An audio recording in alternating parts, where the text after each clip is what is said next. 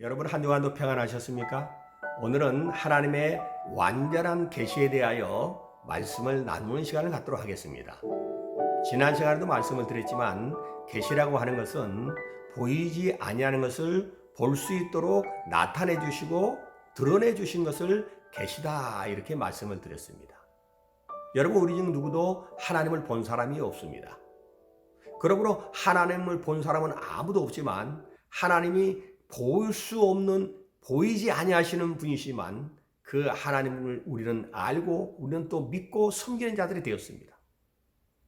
우리가 어떻게 보이지 않는 하나님을 알고 믿고 섬길까요? 그것은 하나님의 완전한 계시로 말미암아 우리는 하나님을 본 자요, 하나님을 만난 자요, 하나님을 또한 그 사랑을 받은 자들이 되었기 때문에 그렇습니다. 예수 그리스도는 하나님의 완전한 계시입니다. 보이지 아니하시는 하나님을 볼 수 있도록 이 땅에 나타나신 하나님이요, 우리로 하여금 하나님을 알 수 있도록 보여주신 하나님이십니다. 그래서 요한복음 1장 18절에는 본래 하나님을 본 사람은 없으되 하나님의 품속에 독생하신 하나님이 나타나셨느니라 이렇게 얘기했어요. 누구도 육안으로 하나님을 본 사람이었지만 그 보이지 아니하시는 하나님이 사람의 눈을 볼 수 있도록 나타내셨는데 그 나타나신 하나님을 우리는 예수 그리스도다 이렇게 말하는 것입니다. 다시 말하면 본래 하나님을 아무도 본 사람이 없지만 아버지를 아무도 본 사람이 없지만 그러나 그 아버지 품속에 말씀으로 예수 그리스도는 계셨습니다. 그러니까 아버지 품속에 말씀으로 계셨고 그 말씀으로 말미암아 하나님은 모든 만물을 창조하신 것입니다. 하늘의 영들과 땅에 있는 모든 우주와 우주 안에 있는 피조물 세계와 피조물들을 다 아들로 말미암아 창조하신. 히브리서 1장 2절에도 하나님의 아들을 만유의 후사로 세우시고 저로 말미암아 모든 세계를 지었느니라. 아들로 말미암아 모든 세계를 지었다는 것입니다. 그 아들이 아버지의 품속에서는 말씀으로 계셨던 것입니다. 그래서 요한복음 1장 1절에는 태초에 말씀이 계시니라. 이 말씀이 하나님과 함께 계셨으니 곧 하나님이시라. 하나님 품속에 말씀이 계셨다고 하는 것은 우리와 같이 언어, 말이 있다는 것이 아니라 완전한 인격을 가지신 완전한 인격으로서의 말씀이 계시다는 것입니다. 그 말씀 자체는 하나님과 함께 계신 말씀이다 이렇게 이야기했어요. 그리고 하나님이 모든 만물을 창조하실 때에 그 말씀으로 창조하시고 하나님의 생명이 있으므로 하나님이 영생을 하시는데 그 영생한 생명도 말씀 안에 생명이 있었다 이야기했어요. 뿐만 아니라 이 말씀이 육신이 되어 우리 가운데 거하심에 우리가 그 영광을 보니 아버지 독생자의 영광이요 은혜와 진리가 충만하더라 라고 말하고 있는 거예요. 다시 정리해 보면 우리는 본래 하나님을 본 사람이 아무도 없습니다. 하나님은 영이시고 신이시기 때문에 우리의 눈에 볼 수 없어요. 만질 수 없습니다. 그러나 우리 하나님께서는 보이지 않으신 하나님을 볼 수 있도록 나타내 주셨는데 완전한 하나님의 계시로 나타내 주셔서 저분이 하나님이구나. 저분이 하나님이시다 하고 그 하나님을 보고 알고 만지도록 나타내 주셨는데 그가 하나님 품속에 독생하신 하나님 예수 그리스도라는 거예요. 예수 그리스도는 본래 하나님 품속에 말씀으로 계셨다. 자, 우리 성경을 통해서 우리가 확인해 보겠습니다. 요한복음 1장 1절입니다. 태초에 말씀이 계시니라. 이 말씀이 하나님과 함께 계셨으니 이 말씀은 곧 하나님이시라. 하나님 홀로 계셨습니다. 그리고 하나님 품속에는 말씀이 계셨습니다. 그리고 하나님이 천지 만물을 창조하실 때 하나님은 말씀으로 모든 만물을 창조하셨다라고 말씀했어요. 하나님의 말씀으로 지음받지 않는 것은 없는 것입니다. 다 말씀으로 하나님이 지으셨어요. 소리로 지었다는 것이 아니라 하나님 품속에 계신 말씀, 완전한 인격을 가지신 말씀, 로고스인 이 말씀으로 지었다. 그리고 그 말씀이 육신이 되어 오시는 겁니다. 자, 요한복음 1장 14절 말씀이 육신이 되어 우리 가운데 거하심에 우리가 그 영광을 보니 아버지 독생자의 영광이요 은혜와 진리가 충만하더라. 다시 말하면 말씀이 아버지 품속에 있다. 하나님 품속에 있다. 이 말씀이 육신이 되어 사람이 되어 사람과 같이 사람들 가운데 거하셨다. 그분이 독생자 아닙니까? 그래서 그 영광을 보니 아버지 독생자의 영광이요 하나님의 독생자다는 것입니다. 하나님의 아들이시다는 것입니다. 은혜와 진리가 충만하더라. 이렇게 하고 있습니다. 예수 그리스도는 하나님, 보이지 않는 하나님을 완전히 볼 수 있도록, 알 수 있도록 드러내시고 나타나신 완전한 계시가 되는 것입니다. 그러면 누구든지 하나님을 믿으려면 예수 그리스도를 믿어야 하는 것이고, 예수 그리스도를 믿는 자는 하나님 믿는 자가 되는 것이고, 예수를 아는 것이 하나님을 아는 것이 되는 것이고, 예수 그리스도를 순종하는 것이 하나님을 순종하는 것이 되고, 예수를 보는 것은 하나님을 보는 것이 되고, 예수를 사랑하는 것은 하나님을 사랑하는 것이 되는 것입니다. 예수 그리스도를 초월하여 하나님을 믿고 하나님을 사랑하고 하나님을 섬긴다는 것은 그건 관념적인 하나님을 만나고 알고 섬기는 것입니다. 그러나 하나님은 보이지 아니하신 그분을 보이는 하나님으로 나타내 주신 하나님을 보고 우리가 하나님이 계시구나, 하나님의 능력을 보았고 그분의 성품을 봤고 그분이 하시는 일을 봤고 그분의 또 영광을 보았어요. 그러므로 예수 그리스도는 하나님의 품속에 독생하신 하나님으로서 사람 가운데 나타내신 하나님이시오. 누구든지 예수 그리스도를 믿는 것은 하나님을 믿는 것이요, 예수를 아는 것은 하나님을 아는 것으로 완전한 하나님을 경험하게 되는 것입니다. 완전한 하나님을 그가 이와 같이 믿게 되는 것입니다.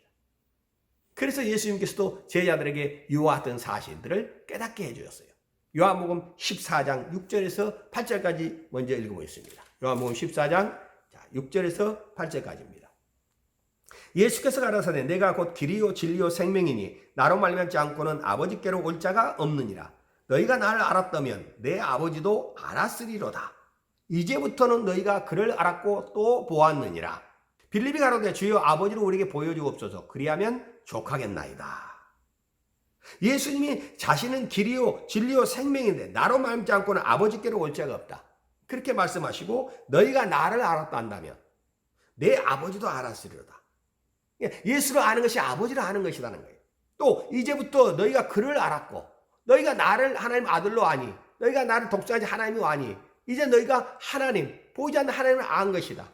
그리고 또한 너희가 보았느니라. 하나님을 본 것이다. 이렇게 이야기했어요. 그러니 빌립이 가로되 이를 깨닫지 못하고 주여 우리에게 아버지를 우리에게 보여주옵소서. 그러면 족하겠나이다 하니 예수님이 뭐라고 합니까? 9절 10절 11절 예수께서 가라사대 빌립아 내가 이렇게 오래 너희와 함께 있으되 내가 나를 알지 못하느냐. 나를 본 자는 아버지를 보았거늘 어찌하여 아버지를 보이라 하느냐. 나는 아버지 안에 있고 아버지는 내 안에 계신 것을 내가 믿지 아니하느냐. 내가 너희에게 이르는 말이 스스로 하는 것이 아니라 아버지께서 내 안에 계셔서 그의 일을 하시는 것이라. 내가 아버지 안에 있고 아버지께서 내 안에 계심을 믿으라. 그렇지 못하게 행하는 그 일을 인하여 나를 믿으라. 이렇게 예수님께서는 말씀해 주신 것이라 그 말입니다.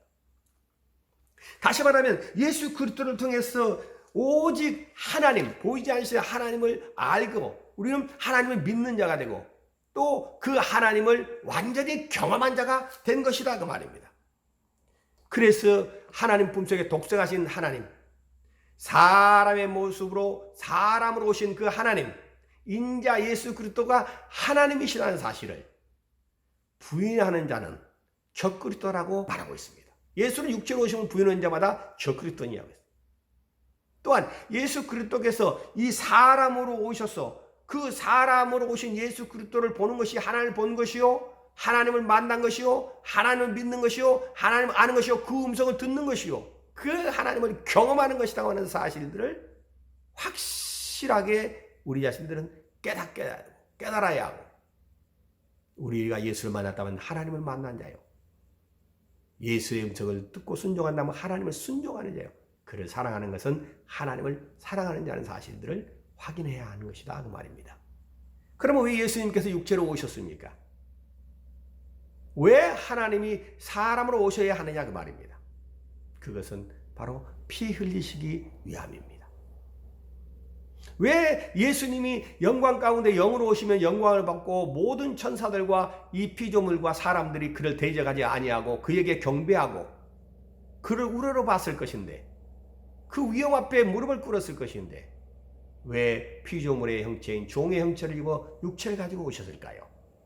그것은 영이신 하나님은 피를 흘리실 수가 없고, 인간의 죄의 문제는, 이 사망의 문제는 죄 없는 이가 피를 흘려서 죄를 속하고, 그리고 그가 흘리신 피로 말미암아 생명을 줄 수 있는 유일한 바로 방법이 되기 때문에 죄로 말미암아 영원히 멸망할 수밖에 없는 인간을 구원하기 위해서는 불갑을 죄 없으신 하나님이 육체를 입고 오셔서 피 흘리시고 그 피로 인해 죄를 속하게 하시고 죄에서 구원해 주시는 유일한 하나님의 은혜를 베푸시기 위하여 예수를 그리스도를 육체로 오신 것이다 그 말입니다.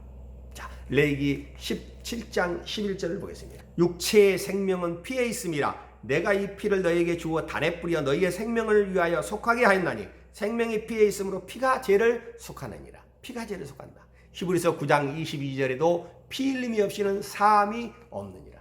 죄를 사함받을 수 있는 유일한 방법은 죄 없는 자가 죄인을 위하여 피를 흘려주시는 방법밖에 없어요.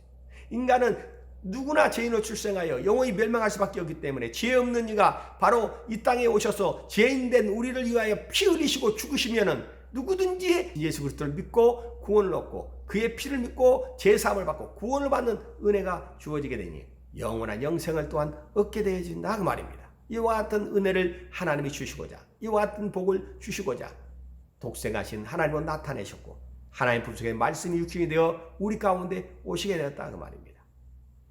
그래서 예수 그리스도는 하나님 품속에 독생하신 하나님이요 보이지 않으신 하나님을 완전히 보여주시는 하나님의 본체의 형상이십니다. 그래서 히브리서 1장 2절 3절에는 이렇게 말하고 있습니다.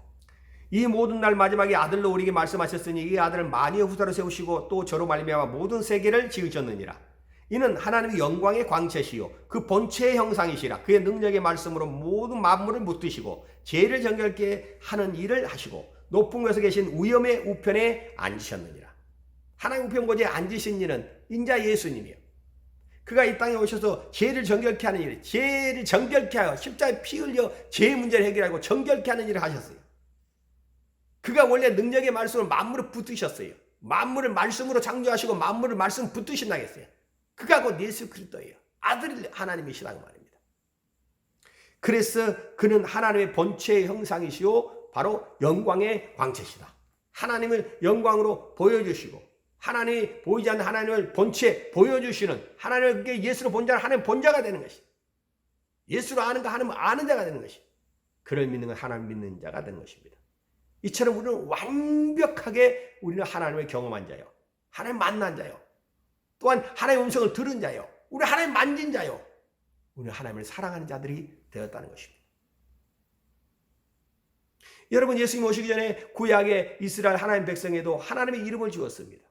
구약의 이스라엘 백성이 받은 하나님의 이름은 여호와의 이름입니다. 그런데 여호와의 이름은 하나님의 천사들, 하나님의 신부름꾼인 사자를 통해서 그 이름을 백성들에게 알게 하고 그 이름으로 말미암아 율법을 하나님이 전해 주었습니다. 그래서 여호와의 이름으로 전해진 그 율법은 종의 영이라고 했어요. 여호와의 이름으로 말미암아 바로 하나님의 백성들은 하나님의 종들이 되었어 모두가 하나님의 백성으로서 종으로서 하나님을 만나고 섬기는 것입니다. 그러나 여러분 우리에게 주신 예수의 이름은 어떻게 우리에게 알려졌고 우리가 믿게 되었고 우리가 사랑하게 되었습니까? 그 이름은 바로 하나님 품속에 독생하신 하나님이 이 땅에 육신을 입고 나타나실 때 말씀이 육신이 되어 우리 가운데 거하심에 우리가 그 영광을 아버지 독생자의 영광이요 은혜와 진리가 충만하더라. 말씀이 육신이 되어 오신 예수 그리스도께서 이 땅에 오실 때 하나님의 아들이 이 땅에 오실 때 하나님의 독생자가 나타나실 때 아버지 하나님께서 주어주신 이름이 바로 예수입니다. 그래서 본래 예수의 이름은 바로 아버지의 이름이십니다. 그 이름을 아들이 낳을 때 아들에게 그 이름을 주신 것이요 그 아들이 하늘 우편 보좌에 앉으시고 아버지께로부터 성령을 보내실 때 성령님이 그 이름 예수의 이름을 가지고 우리 속에 임마누엘 계신 우리 속에 오신 하나님이 되신 것입니다. 아들을 낳으니 있음을 예수로 하라. 이는 저희 백성을 저희 죄에서 구원할 자이십니다. 마태복음 1장 21절 말함으로 인해서 아들이 받으신 아버지의 이름은 예수. 그리고 예수님은 하늘로 승천해 가시고 영광의 우편 보좌에 앉으신 다음에 아버지 약속하신 성령이 오실 때까지 너는 기다리라. 요한복음 17장 11절을 확인합니다. 나는 세상에 더 있지 아니하오나 저희는 세상에 있사옵고 나는 아버지께로 가옵나니 거룩하신 아버지여 내게 주신 아버지의 이름으로 저희를 보존하사 우리와 같이 저희도 하나가 되게 하옵소서. 내게 주신 아버지의 이름이라 했어요. 자, 요한복음 14장 26절을 보세요. 보혜사 곧 아버지께서 내 이름으로 보내실 성령 그가 너에게 모든 것을 가르치시고 내가 너에게 말한 모든 것을 생각하게 하시리라. 보혜사는 파라클레토스 곧 변호자라는 것입니다. 곧 아버지께서 내 이름으로 보내실 성령 아니면 예수 그리스도 하나님 아들의 이름, 예수의 이름으로 보내신 성령. 그래서 삼위의 하나님, 삼위일체 하나님, 성부와 성자와 성령의 하나님의 이름은 예수이가 되는 것입니다. 여호와 이름보다 더 뛰어난 이름은 예수예요. 여호와도 하나님의 이름입니다. 그러나 그 천사들에게 맡겨진 이름이라면 예수는 하나님의 아들이 가지고 온 이름이요. 우리에게 하나님의 그 아들의 이름을 알겠는데 그 이름이 죄에서 구원하는 이름이다. 그 이름은 죄로 마귀와 귀신이 쫓겨나는 이름이다. 그 이름은 하나님의 영광의 이름이다. 그건 아버지의 존귀의 이름이다. 너희가 그 이름이 거룩히 여김을 받도록 기도해야 한다. 오직 하나님의 영광된 이름을 높이고 그 이름을 찬송하고 경배하기 위하여 우리는 예배하는 것이요. 우리의 삶의 목적은 하나님의 이름의 영광을 위한 것이요. 우리가 구원받은 이후에 호흡하고 살아가는 모든 목적이 하나님의 영광을 위한 것이요. 그 이름을 위한 것입니다. 이와 같이 존귀한 예수의 이름을 우리가 기업으로 받았으니 그 이름을 힘입어 승리할 뿐만 아니라 우리는 하나님을 완전히 아는 자요. 그 이름을 사랑하는 자요. 그 이름을 믿는 자요. 그 이름을 순종하는 자요. 우리는 예수의 이름을 존귀 여기고 사랑하고 그 예수의 이름을 더욱더 널리 전파하여 우리는 하나님의 영광스러운 이름, 우리를 죄에서 구원하시는 영광스러운 이름, 사망을 이기는 이름, 우리에게 하늘과 영생을 허락하시는 놀라운 이름, 존귀하신 예수의 이름을 높이는 저와 여러분이 되시기를 주의 이름으로 축원합니다. 한 주간도 이 이름으로 승리하시기를 주의 이름으로 축원합니다. 기도합시다. 하나님 우리 아버지, 우리에게 천사가 받은 이름보다 더 뛰어난 이름 예수의 이름을 알게 하시고 그 이름을 통해서 하나님을 알고 하나님을 만나고 하나님을 경험하게 하심을 감사합니다. 예수 그리스도는 독생하신 나타나신 하나님이시오. 우리가 섬기고 우리가 영원히 찬송하고 경배할 분이시오니 오직 예수의 이름이 우리와 우리 가정을 통해서 영광을 받으시고 교회를 통해서 온 세상 만방에 널리 증거되게 하여 주시옵소서. 예수 이름 받들어 기도하옵나이다. 아멘. 감사합니다.